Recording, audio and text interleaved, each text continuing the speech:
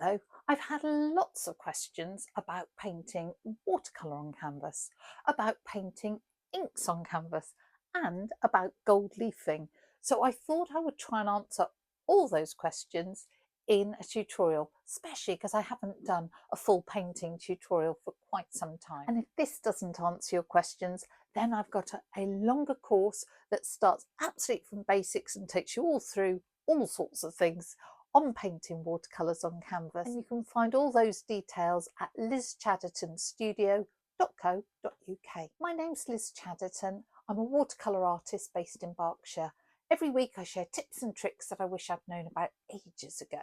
And this week it's going to be all about painting with watercolour on canvas instead of our usual watercolour on paper. I've sketched out my greyhound on this canvas. The canvas is 30 centimetres by 60, which is 12 inches by 24. It's an odd shape, but I had it left over from a workshop I was running painting watercolours on canvas, and I thought, waste not, want not. I've sketched my greyhound and I used all sorts of photos to sort of piece him together because I wanted him to fit into this elongated shape and really be at full pelt. I sort of did a few rough sketches. Gosh, this one looks more like a wolf than a greyhound, but never mind. So I thought about doing him sort of coming up along, but in the end sort of ended up somewhere around here. This canvas has been prepared with 3 layers of watercolour ground to make it slightly absorbent. If you use an ordinary canvas, you'll find that the ink or watercolour is often repelled by the canvas. So what I'm going to do is start with a base of Indian ink. I will use both a fine liner and liquid Indian ink. The one I use I get from Jackson's, but any waterproof Indian ink is lovely. I'll let that dry and then I'll add layers of colour. I'll let that dry and then I'm going to put a gold background on him. I've got water pots because what I'm going to do is blend the ink and do this sort of monochrome. My drawing is with watercolour pencil because that will dissolve into the painting and just disappear. I chose blue because I think the blue and the gold works really beautifully together. So this may end up being quite a blue dog. I'm not sure, but the blue is pretty good. Now, the hardest bit is always getting going. This is a waterproof pen. If we were using it on paper, on canvas, it remains slightly water soluble, so you can move it around and get a really painterly effect, which I love. There isn't a lot of detail in his face because it's quite small.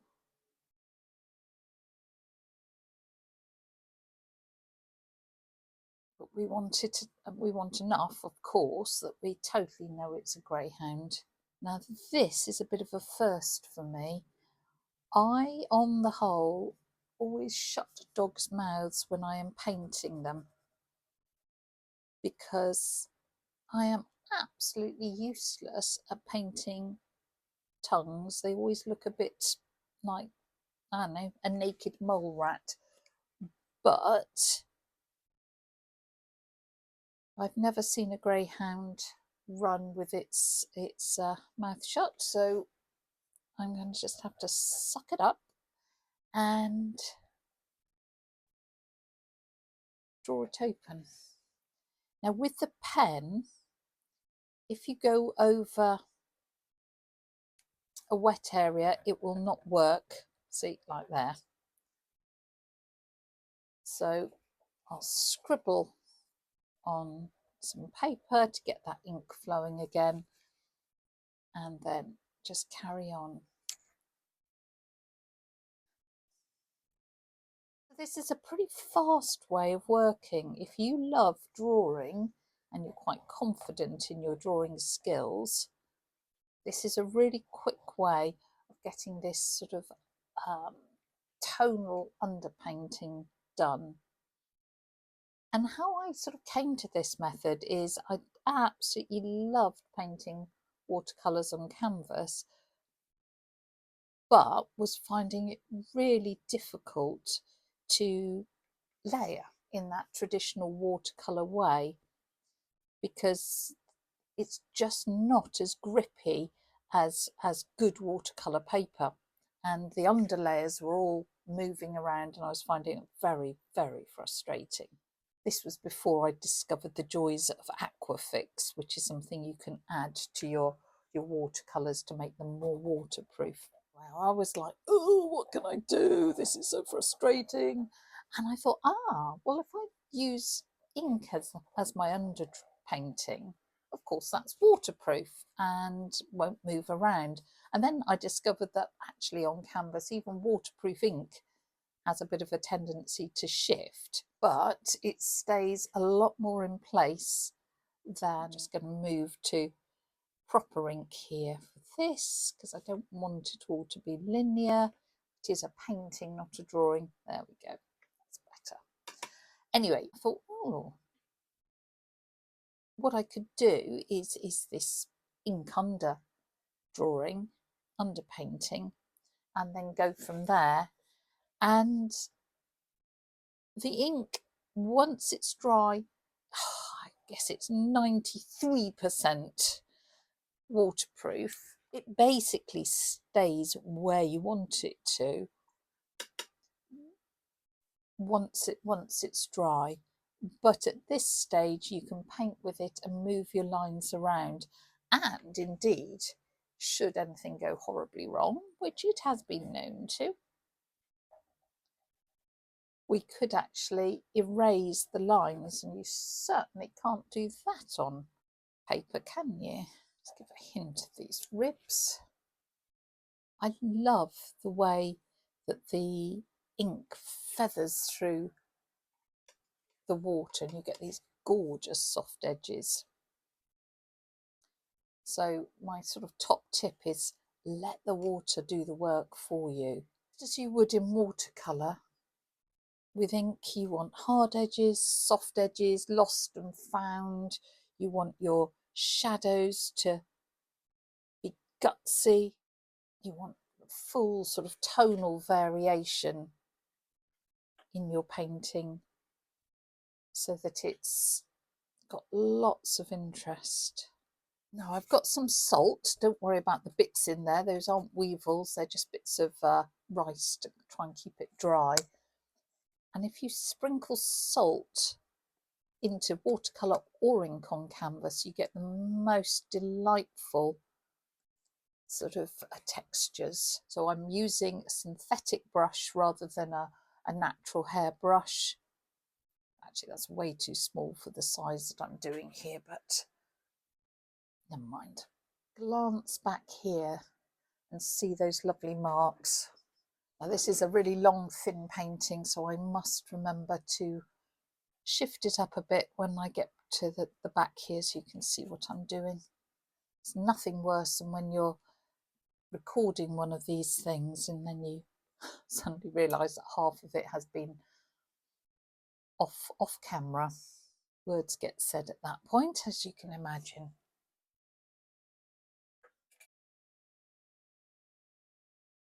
A little spray bottle can be fun for softening edges if you want to. With this technique, because I'm going to gold leaf behind, you can't soften the outside edges, which is, I don't know if you've ever looked at greyhounds' feet or indeed whippets. Oh, they are just so elegant, so beautiful. In the olden days, before COVID, I used to run a weekly art class, and a lovely lady used to come with Wilson the dog, who was a rescued greyhound. Obviously, the whole racing industry is pretty grim, and lots of retired greyhounds are looking for new homes. I mean, some are treated very well, some not so well. And Wilson was terribly nervous, but very gorgeous. This foot looks a bit clumpy to me, but I think I might just have to wait till it's dry. So if I do too much now, it will spread together. Just want to darken under here. Okay, I think that's as much as I'm going to do at this point, and I'll let that dry and then come back and adjust things. So my greyhound is just about dry, but I wanted to show you how easy it is still to adjust things. But I'm going to show you round its front paw. Usually ink is waterproof, but it is liftable on canvas, which is terribly handy. And what I use to lift is this stuff, very grubby, which is Magic Eraser. It's a melamine sponge sort of foam. When damp, is almost like a little bit of sandpaper on paper, and you can use it on watercolour paper. You have to be careful because it will damage the surface. Luckily, on canvas, we don't have to be so worried. So, rinse it in clean water. Just take off excess water on a bit of kitchen towel. Now, look at this pour down here.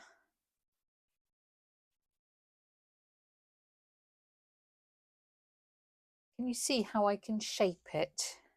Didn't like the shape of it that I had. So I can take some of that ink off, then dry it off, and I can redraw it. Now, if everything else is dry, we need to remove the salt and just gently brush it off. Do go gentle just in case something is still a bit damp. But anything on this canvas surface, on the watercolour ground, will take a long time to dry. It just is a fact of life. There isn't as much absorption, so it can only dry by evaporation.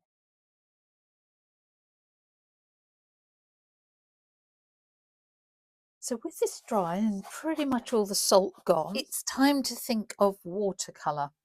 So I've got a palette here, and I'm going to do a red brindled greyhound. Now, greyhounds come in pretty much every colour you can think of, so the choice is entirely yours. But I thought a brindled coat, so that's with all those little sort of spots and stripes, would be rather beautiful. I've mixed up different colours here, and I'm going to put a few drops of this in my washes. It's called Aquafix from Schminker, and it actually waterproofs your watercolours, which is, you might think, oh, that's odd, why do I want to waterproof them? Well, because, say, this surface is not terribly grippy, it just helps stabilise the watercolours. So a couple of drops of this, literally it's a couple of drops, no more than that. So 1, 2, 1, 2. And it's really handy if you plan to, let's all finish it up. Yeah, really handy if you plan to layer your watercolours. Now, I'm not going to, because I've already got that underpainting, but I just find a little bit of that Aquafix really helps. If you haven't got it, it doesn't matter one iota. So colour-wise, I've got some sepia here. I've got that's burnt sienna. To be honest, I found that in an old palette, and I'm not sure what colour it is. It's nice though. And that looks like a sort of a chrome brown type thing, and that's a bit of phthalo blue. So as long as this is dry, we can be very free and easy with our washes, because they are transparent and all that lovely shading that we've got underneath will just show through. So we can totally enjoy letting the colours mix on the surface. And in fact, so I don't get fiddly, let me use a far more better sized brush. Here, the original ink is doing all the hard work for me. I'm liking the blue as a sort of shadow colour coming through. So again, we're letting the colours mix on the surface and letting the water do lots of work for us.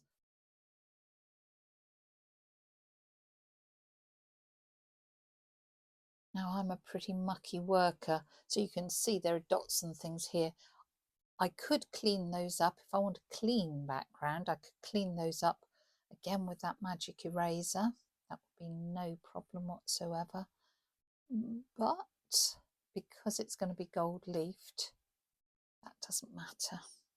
Now when you're doing this sort of work, because we want the ink to shine through, try to choose transparent watercolours rather than opaque ones. And again, I'm going to let this dry naturally as much as possible, because otherwise if I hairdryer it, it's sitting really on the surface of the canvas and it will just blow around. Just going to another leftover palette and picking out a bit of quid and gold.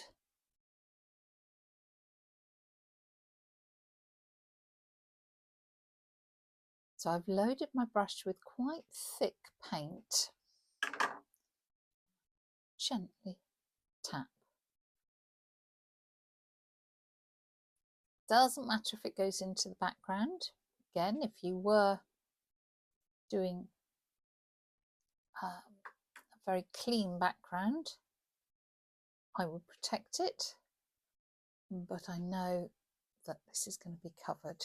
When your watercolour is dry, again, you just need to very gently remove any excess salt. Again, thumbnail is your friend here.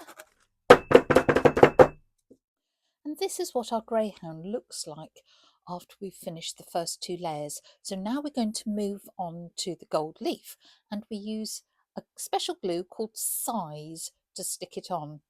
I like to tint mine because then I can see where I've put it, and also if the leaf breaks up, that colour will shine through. I use an old brush to apply it because it will gum up your decent brushes. Now this is a very cut out way of presenting our image, so you might want to think about softening some of these edges, or you may be really happy with that very sharp edged look. Up to you. Try and avoid brush marks as much as possible. The smoother you get your adhesive on, then the smoother the end result and the shinier it will be. Don't forget your edges and just take it easy, keep applying it. This size takes about 15 minutes to dry, others may take longer.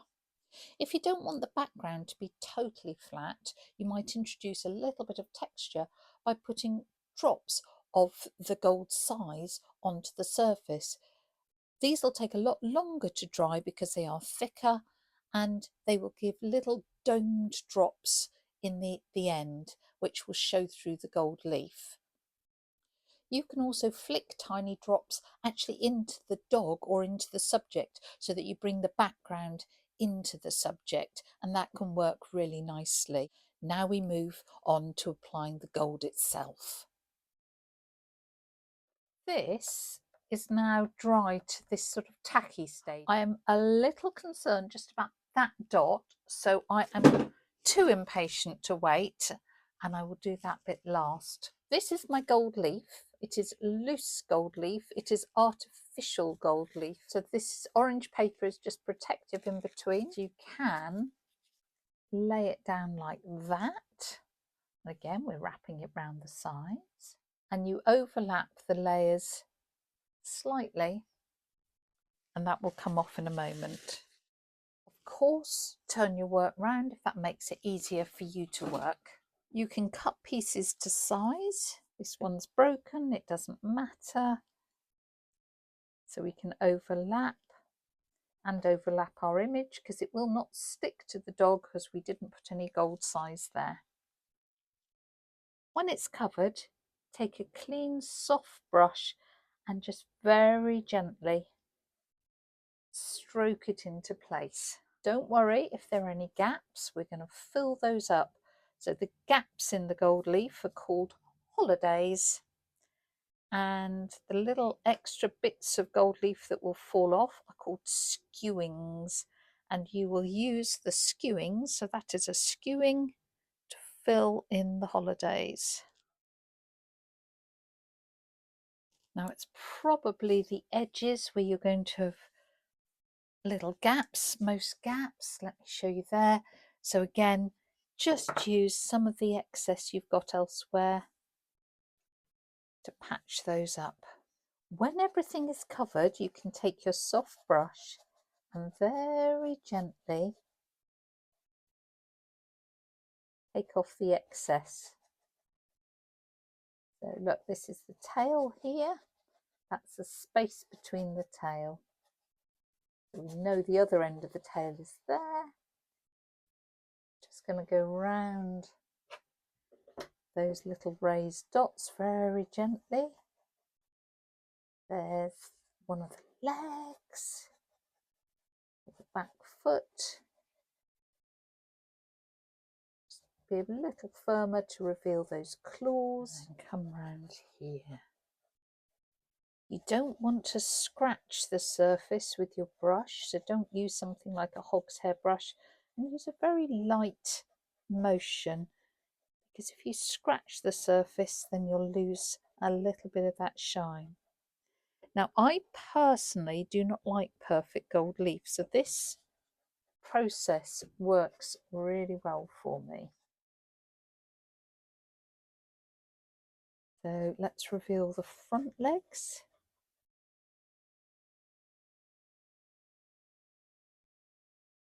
Just can be a bit firmer around the teeth, and then again just do the same with the sides.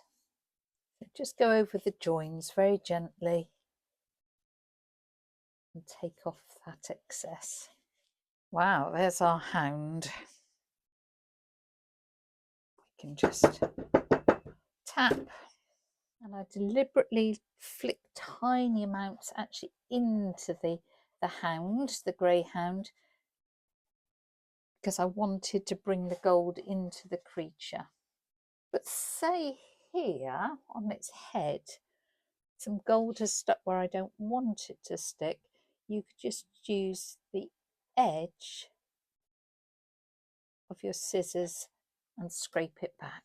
And now we have decisions to make. Ignore this bit and that bit because they're just drying a bit more. Is there anything we want to touch up? Is there any colour that needs touching up? Are there any edges? Watercolour will not go on top of gold leaf, but to a certain extent Indian ink will. Not brilliantly, but to a certain extent. So if you need to fill in any gaps or emphasize anything, you could do that. Here's our finished hound. I've left it overnight just to make sure I was happy that it was finished. And then I'm going to seal it with varnish because this is artificial gold leaf, so it needs to be sealed. Otherwise it will tarnish over time. There's a lot of copper in there. Real gold doesn't need to be sealed, but our watercolour on canvas does need to be sealed because you've seen how easy it is to lift, and all it takes is one spilt drink and whole painting's gone. My plan is to use this varnish, so it's a UV varnish. It's a gloss because I don't want to get rid of the shine on the gold. I'm going to spray it all over. That will give it a little UV protection. It'll protect the gold. And then I am going to get matte varnish and I'm going to paint over the dog. Always use a spray varnish for the first coat because even a wettish brush with varnish on can smear your watercolour. And the reason I'm going to put the matte on, if I just move that round or move the light, I quite like the contrast on this between the matte of the dog and the shine of the background. So I want to try and retain that. I'm going to sign it on the back because signing on top of the gold leaf is tricksy. And then I'm going to order a tray frame for it to go into. And a tray frame, it'll sit in and there'll be a slight shadow around it. People call it a floating frame as well. It's just a really nice way of finishing off because this is a thin edge canvas. I think a thin edge canvas looks a bit mean if you have it on the wall rather than have it framed. And do you know what? I think we're done. I hope you enjoyed that as a process. And don't forget that you can find that full course on painting watercolour on canvas at lizchadertonstudio.co.uk.